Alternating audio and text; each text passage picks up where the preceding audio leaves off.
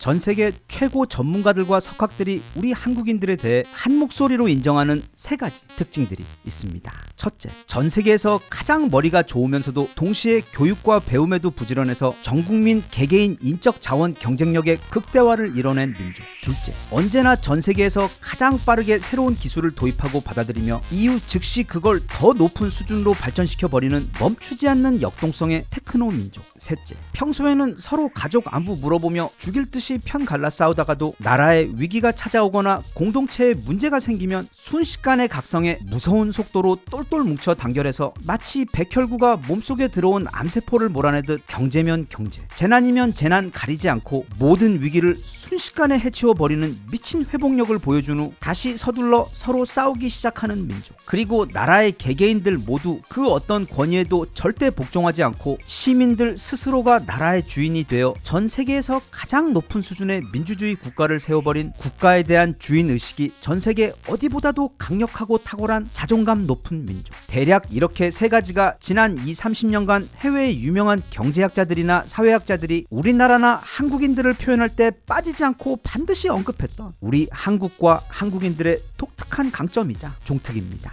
물론 전 세계에서 가장 몸에서 냄새가 나지 않는 것 같은 정말로 미스테리하고 신기한 장점들도 우리에겐 많지만 어쨌든 이렇게 독특하면서도 강력한 강점들을 두루 가진 우리나라와 우리 한국인들에 대해서 요즘 들어 또다시 세계 여러 학자들과 전문가들은 어째서 저 한국이라는 희한한 나라는 저렇게 회복력도 좋고 빠르게 성장하며 경제부터 군사 그리고 문화까지 전부 다 저렇게 종합적으로 두루 강할 수밖에 없는지에 대해 여러 분석 자료들을 내놓고 있는데 그중 정말로 우리에 대해 정확하게 파악하고 있는 사람이 한 명 있어 그의 이야기를 들어보며 우리들 스스로가 얼마나 대단한 사람들인지를 함께 돌아보는 시간을 가졌으면 합니다. 그의 이름은 제임스 로빈슨으로 무려 작년 노벨 경제학상 수상자입니다. 우리에 대한 그의 분석과 평가가 세계적으로 인정을 받는 이유는 시카고대 교수인 그가 작년에 노벨상을 받은 그 연구가 바로 전 세계 국가들 가운데 어떤 나라들은 왜 매번 탁월함을 발휘하며 크게 발전하고 또 어떤 곳은 한번 무너지면 다시는 일어나지 못하고 이후 전혀 회복하지 못하는지 각각의 나라의 제도와 그 나라의 사람들의 인과관계를 치밀하게 분석한 방대한 연구였기 때문인데, 즉 이 사람은 한 나라가 어째서 잘 될 수밖에 없는지에 대한 분석에 있어서 노벨상급 전문가입니다. 그리고 그런 그가 오랜 연구 끝에 전 세계에서 가장 희한하면서도 무섭도록 강력한, 그래서 반드시 성공할 수밖에 없는 국가로 꼽은 곳이 바로 우리나라 대한민국이고,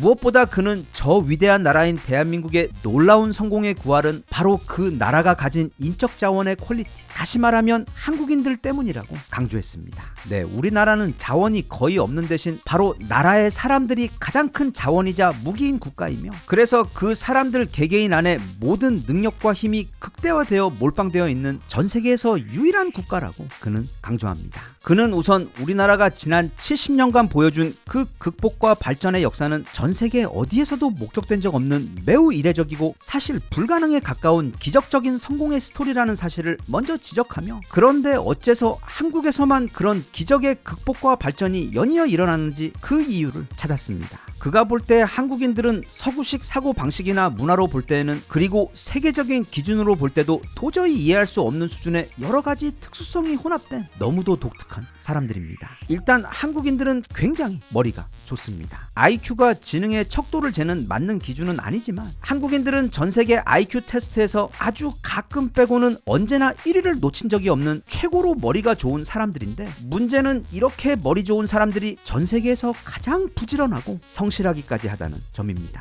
이건 한국인들이 가지고 있는 그 특유의 헝그리 정신과도 연관이 있는데, 즉 한국인들은 언제나 현재의 상태에 만족하지 못하고 개인이든 국가든 오늘보다 내일 더 발전하기 위해 항상 무서울 정도로 쉬지 않고 노력합니다. 가장 좋은 예로 한국인들은 어릴 때부터 교육에 미친듯이 투자를 하는데, 자원이 부족하기 때문에 사람이 최고의 자원인 나라에서 개개인의 능력과 전투력을 최대치까지 올리기 위해 500년 전에도 모든 국민들이 문맹을 분란을 이겨내도록 한글을 재창에 배포하고 또 나라에서도 일찌감치 전 국민을 상대로 무료로 고등교육을 제공해서 그렇게 전 국민들 거의 대다수가 대학교에 진학을 하는 데다 그렇다 보니 당연히 오늘날에 와서도 전 세계에서 문맹률이 가장 낮은 국가일 정도로 배움과 교육에 대한 갈증이 전 세계에서 가장 강력한 민족으로 그들은 안 그래도 좋은 머리에 거기에 높은 교육 수준까지 갖췄으면서도 거기서 더 발전하기 위해 새로운 신기술이 개발되면 이 한국인들은 전 세계에서 가장 먼저 도입해서 적극적으로 활용한다고 그는 말합니다. 그래서 인터넷이 처음 생겼을 때도 우리는 전 세계에서 가장 빠르게 디지털 국가를 이루어냈고 또 지금은 너무도 당연한 PC게임의 조상과도 같은 스타가 전 세계 판매량의 97%를 한국에서 달성하며 폭발적인 성장을 이뤄낸 것도 여기. 그리고 지금 인공지능의 경우도 전 세계 직장인들 가운데 업무에서 AI를 활용하는 비율이 전 세계 1위로 인공지능의 종주국인 미국의 경우 26.5%밖에 되지 않는 데 비해 한국은 무려 53%가 넘을 정도로 이미 전 세계에서 가장 빠르게 인공지능 시대로 넘어가고 있는 사회가 바로 한국이라고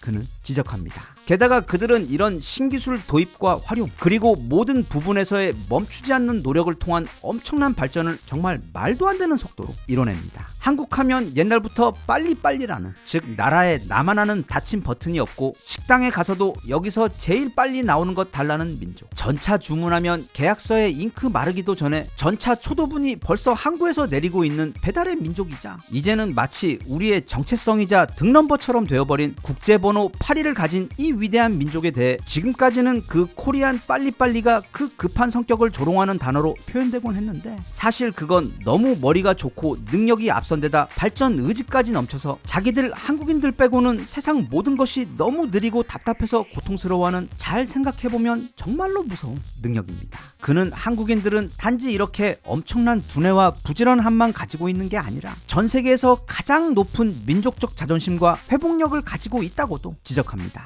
즉 우리 한국인들은 절대로 참지 않습니다. 물론 성격이 지랄맞고 다혈질이라 그런 것도 분명히 있지만 그들은 특히 자신들이야말로 이 나라의 주인이며 그게 뭐든 간에 그 나라의 힘을 빼앗으려고 하거나 또는 자신들의 권리를 공격하거나 빼앗으려는 조짐이 보이면 순식간에 벌떼처럼 똘똘 뭉쳐 그리고 이길 때까지 끝까지 저항해서 상황을 정리해버립니다. 로빈슨 교수가 언급하는 그 가장 좋은 예가 바로 한국의 민주주의입니다. 민주주의라고 해서 다 같은 민주주의가 아닙니다. 한국은 현재 전 세계에서 가장 높은 수준의 민주주의를 구축하고 있는 전 세계 민주주의 최선진국입니다. 보통의 나라들은 한번 민주주의가 훼손되고 나면 그래서 독재 정권이 들어서거나 소수의 권력자가 장악한 특정 집단이 권력을 잡게 되면 설령 그 과정에서 엄청난 불의와 부패가 벌어지더라도 그게 수십 년 또는 여러 세대를 거쳐서 큰 변화 없이 지속되는 경우가 많은데 한국은 자신들의 권리의 기초이자 이 나라의 주인의식의 뿌리가 되는 그 민주주의가 공격받고 훼손되는 것 같으면 지난 50년간 수도 없이 똘똘 뭉쳐 그 독재자들과 해로운 세력들을 국민들 스스로의 힘으로 매번 모두 물리쳐온 전 세계에서 유일한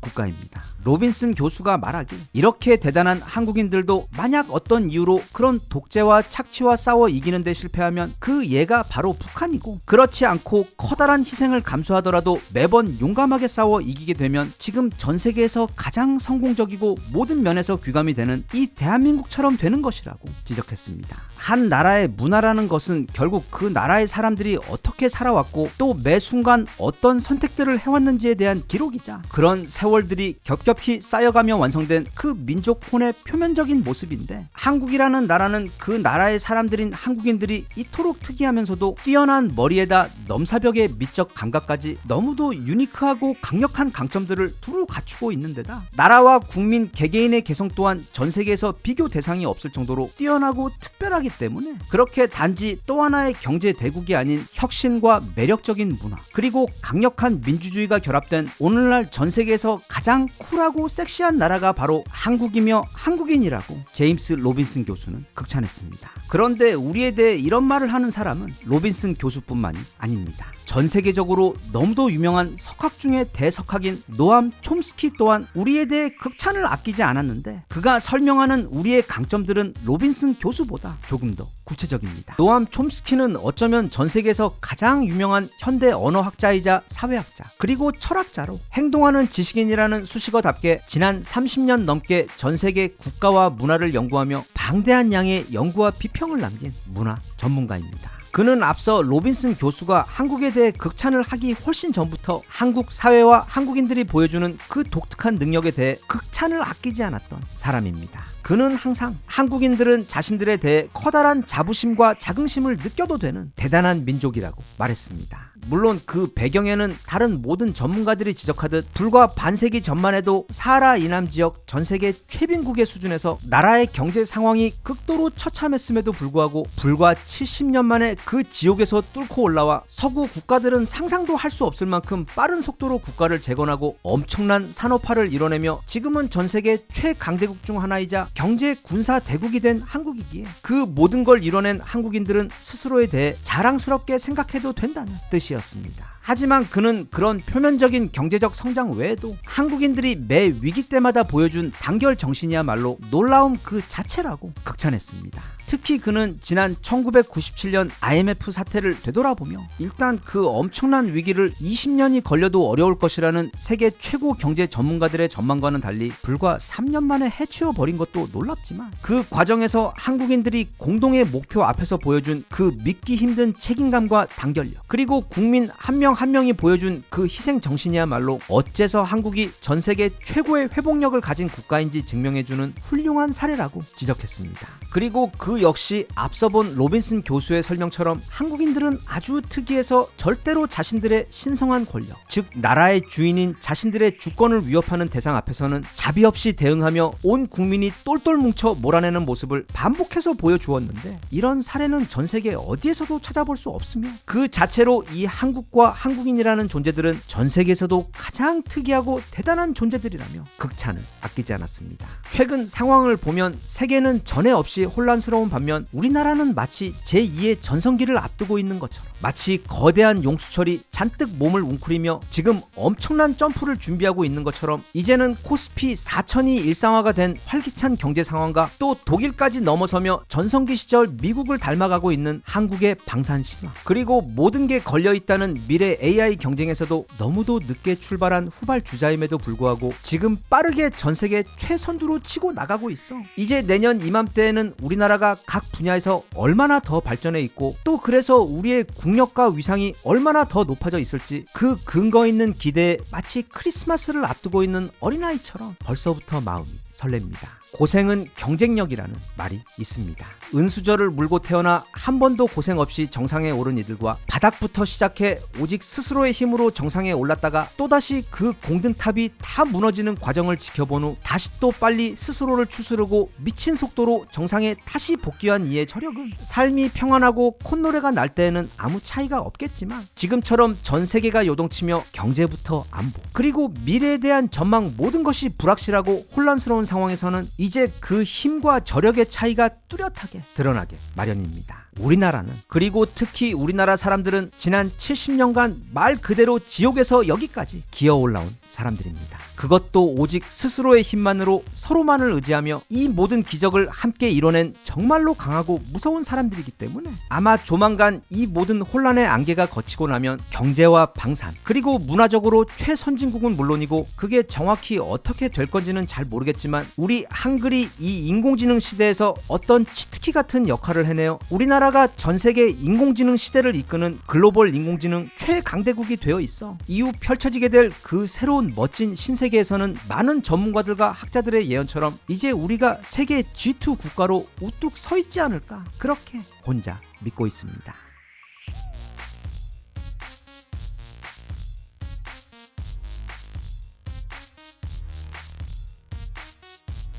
Even if you tried, you wouldn't understand it. Maybe something's missing inside of you. Just a bit of sugar to that